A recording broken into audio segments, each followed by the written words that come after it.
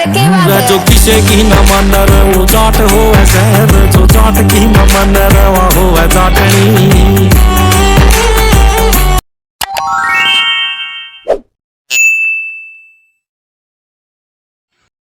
Hello जी, राम राम जी सभी को। कैसे हो आप सब? उम्मीद करते हैं सब अच्छे होंगे, ठीक ठाक होंगे। और स्वागत है आपका अपने एक और न्यू ब्लॉग में, मेन कैन सन्नी ब्लॉग्स पे। और भाई बच्चे जो हैं चले गए हैं स्कूल।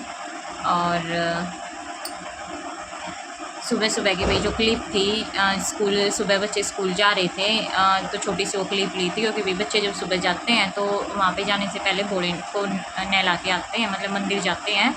और मेरा बड़ा बेटा तो शुरू दिन से ही जा रहा है, अभी 2-3 दिन से। और भाई जब से उसके पापा गए हैं तो वो मंदिर जाता है सुबह नहा धो के। और कल भी गया था, आज भी गया था, मतलब सुबह सुबह मंदिर चले जाते हैं दोनों बच्चे। और भाई तो बच्चे सुबह की जो क्लिप थी वो मैं थोड़ी ही लेन पाई थी क्योंकि सुबह भाई मैं अकेली होगी तो काम बहुत ज़्यादा हो जाए, बच्चे तैयार करने, उठाना और फिर उनको छोड़ के। तो उनकी दादी आ गई थी स्टैंड तक, लेकिन लेके मैं आती हूँ उनको। और भाई अब बजे हुए हैं शाम की 4। और मैंने एक सलवार है वो भी स्टिच कर ली है, बॉटम है वो स्टिच कर ली है। और अभी काटूँगी उसका सूट।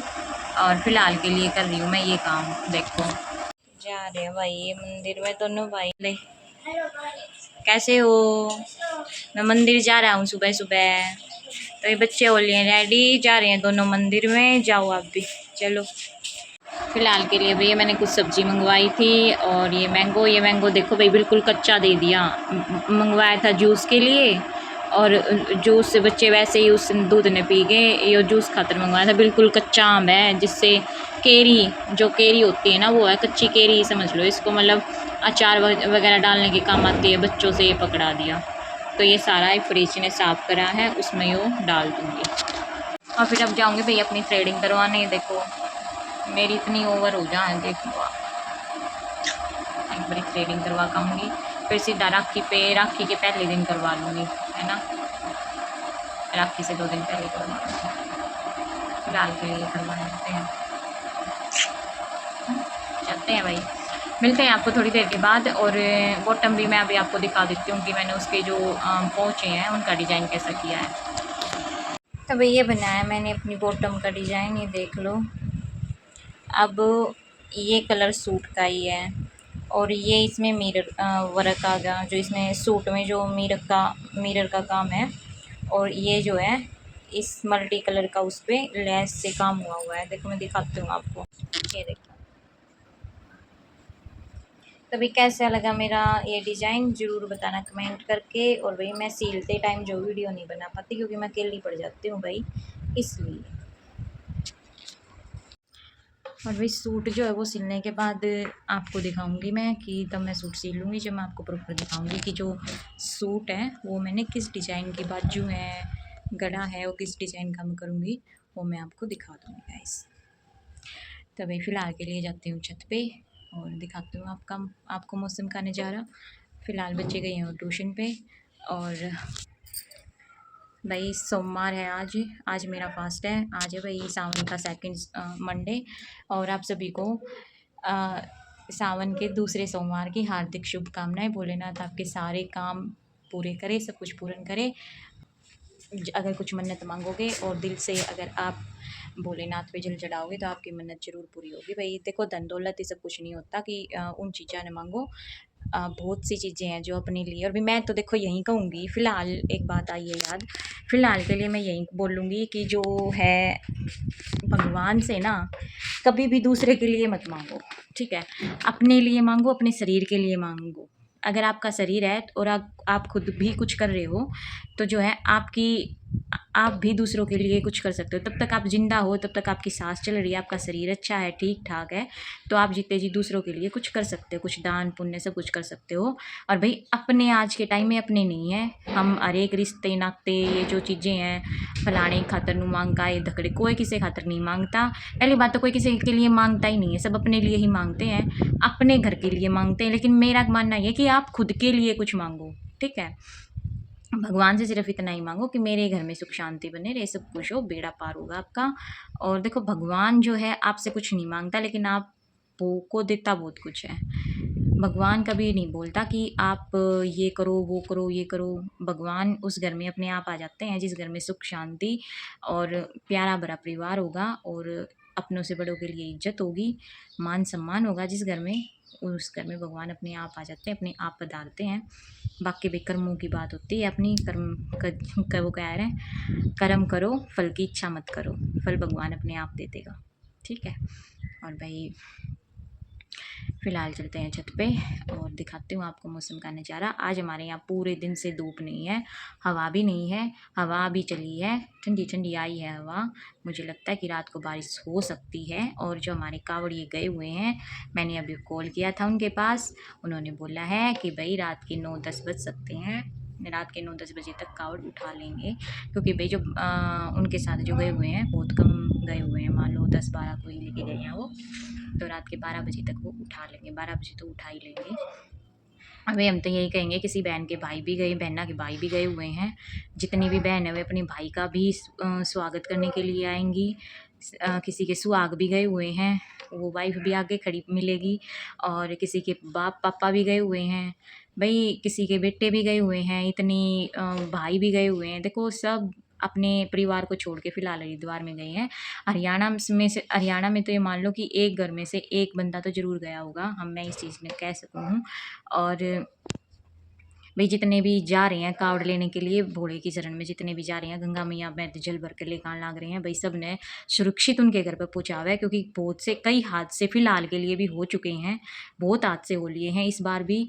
और भाई हम चाह रहे हैं, लाठी चार्ज भी कर दी भाई इस बार, तो पता नहीं क्या हुआ कि लाठी चार्ज भी हुई है। यूपी साइड में बोल रहे हैं कि लाठी चार्ज कर दी, एक कावड़िए की जो है ये हाथ ये तोड़ दिया गया, तो ये बिल्कुल गलत है भाई। वो पैदल ही तो आ रहा था, कौन सी बाइक नहीं, कुछ और नहीं, कावड़िया तो पैदल ही आता है, उनका भी बताओ क्या लाठी चार्ज करना।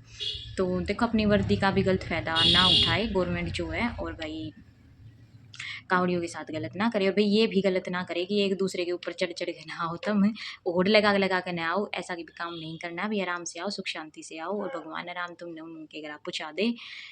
और भाई आज से जो हैं वो तो हर साल देखो हो गए हैं, लेकिन उसमें कहीं ना कहीं समझदारी अगर हम भी दिखाएंगे, जो कावड़िए जा रहे हैं वे भी दिखाएंगे, तो आप जो है सुरक्षित अपने घर पर पहुँचने की आस्था रखोगे।